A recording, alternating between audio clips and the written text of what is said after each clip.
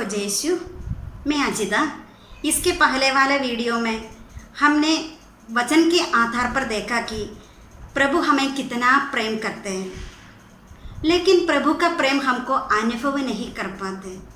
हमें अकेलापन महसूस होते हैं, ऐसे लगते हैं हमें कोई भी प्यार नहीं करते, कोई भी हमें नहीं समझते, कोई भी हमारे साथ नहीं देते। प्रभु का प्रेम हमको अनुभव क्यों नहीं कर पाते? इसका कारण वचन के आधार पर हम देखते हैं। यशायाह नबी का ग्रंथ अध्याय 59 दूसरा वाक्य में लिखा है, तुम्हारा अधर्म ने तुम्हें प्रभु से दूर कर दिया, इसलिए प्रभु तुम्हारा नहीं सुनता। हमारा पाप या अधर्म के वजह से हम प्रभु से बहुत दूर हो गया। हम बहुत प्रार्थना करते रहते हैं, लेकिन हमारा प्रार्थना प्रभु तक नहीं पहुंचते। हमारे पाप की वजह से हमारे प्रार्थना प्रभु नहीं सुनता।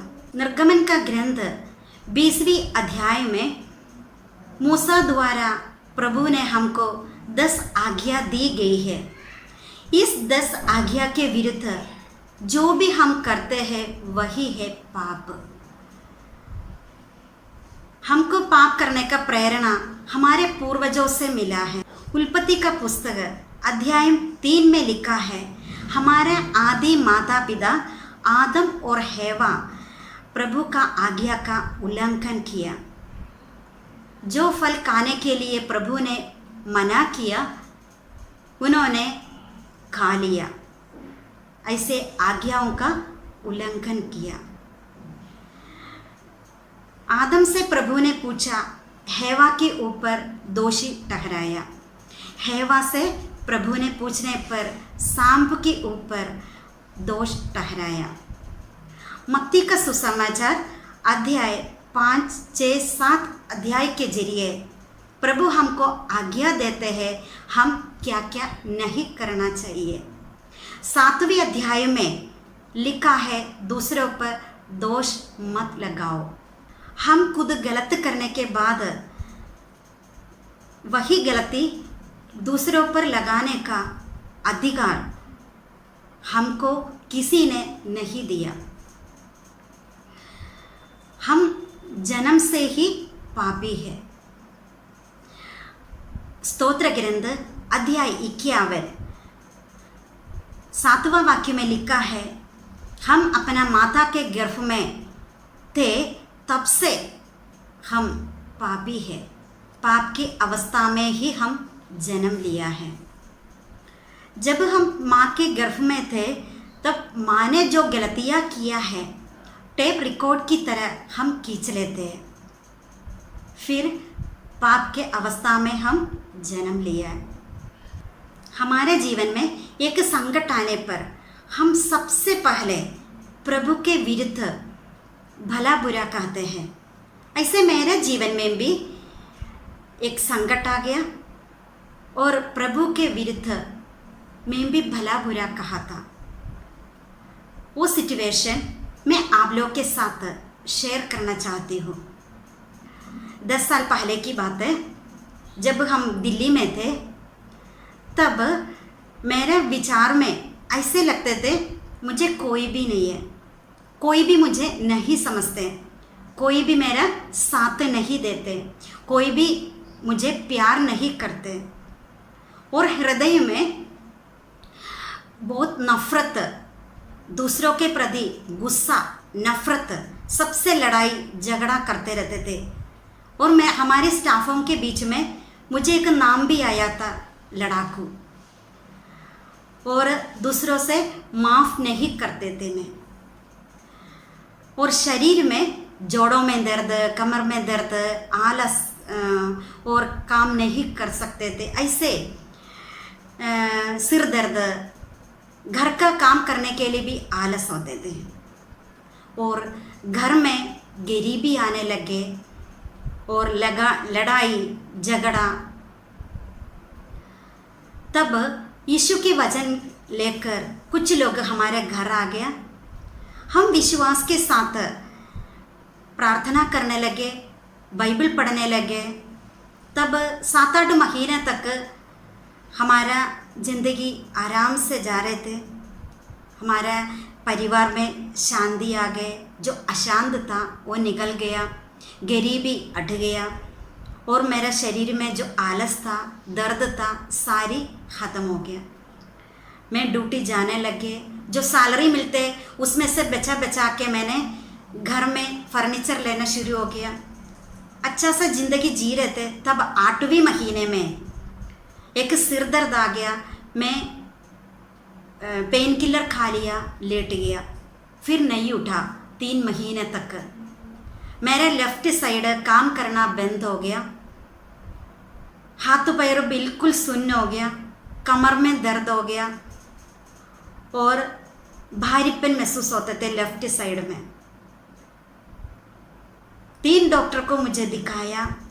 तीनों डॉक्टर ने अलग अलग बीमारी मुझे बताया। पहले डॉक्टर बताया विटामिन की कमी है, दूसरे डॉक्टर ने बोल दिया रीढ़ की हड्डी की प्रॉब्लम है, तीसरे डॉक्टर ने बोल दिया लेफ्ट साइड का MRI करना है। मेरा लेफ्ट साइड में नस की प्रॉब्लम है। मेरा अकाउंट में 1000 रुपया, MRI करने के लिए 7000 रुपया की ज़रूरत है। उस वक्त जो निराशा निकल गया था, वो निराशा मुझे फिर आ गया और मैं प्रभु ईश्वर के विरुद्ध बोलने लगे। ऐसे मैंने बोला मैंने क्या गलत किया। बार बार यही सवाल प्रभु से पूछते थे, मैंने आपके विरुद्ध क्या गलत किया। और प्रभु ईश्वर के विरुद्ध ऐसे बोलने लगे, प्रभु ऐसे एक शक्ति है ही नहीं। प्रभु ने मेरा परीक्षा लिए, प्रभु मुझे प्यार नहीं करते। प्रभु ऐसे एक शक्ति होते तो मेरे ज़िंदगी में ऐसे नहीं होते, मेरे परिवार में ऐसे नहीं होते। बहुत कुछ बोलते रहे 2 महीने तक और तीसरी महीने में मुझे सारे सवालों का उत्तर वचनों से प्रभु ने मुझे बताया। मैं बाइबल पढ़ते रहते थे, फिर भी प्रभु के ऊपर में बोलते रहते थे, दोष ठहराते रहते थे। तीसरी महीने में मेरे सारे सवालों का जवाब वचनों से प्रभु दे दिया। उस वक्त पता चला मैं पापी हूँ। मेरा माता के गर्भ से ही मैं पापी हूँ। पाप की अवस्था में ही मैंने जन्म लिया और ये भी वचनों के आधार पर मुझे समझा दिया प्रभु ने। रोमियो के नाम संत पौलुस का पत्र अध्याय 3, 10, 11, 12 वाक्यों में लिखा है, इस दुनिया में निष्पापी कोई भी नहीं है। मैं प्रभु से यही सवाल पूछते थे, मैंने क्या पाप किया, मैंने क्या गलत किया, मुझे समझ नहीं आ रहे थे। लेकिन प्रभु वचनों के द्वारा मुझसे बता रहे थे। तब मुझे पता चला इस दुनिया में निष्पापी कोई नहीं है, सब पापी है। हम सब भी लोग पापी हैं। इस दुनिया में भलाई करने वाला कोई नहीं है, धर्मी कोई नहीं है। हम सोचते हैं एक भलाई काम करते हैं तो हम सोचते हैं हमने सबसे बड़ा काम किया है। लेकिन वचन हमसे बोलते हैं इस दुनिया में भलाई करने वाला कोई नहीं है। प्रभु के सामने भलाई करने वाला कोई नहीं है, सब पापी है। हम सभी लोग पापी हैं। हमारे पापों से कौन हमें बचाएगा, हमें कौन मुक्ति दिलाएगा, इसके बारे में वचन के आधार पर अगले वीडियो में हम देखेंगे, समझेंगे। आप सभी को प्रभु आशीष दे। जय श्री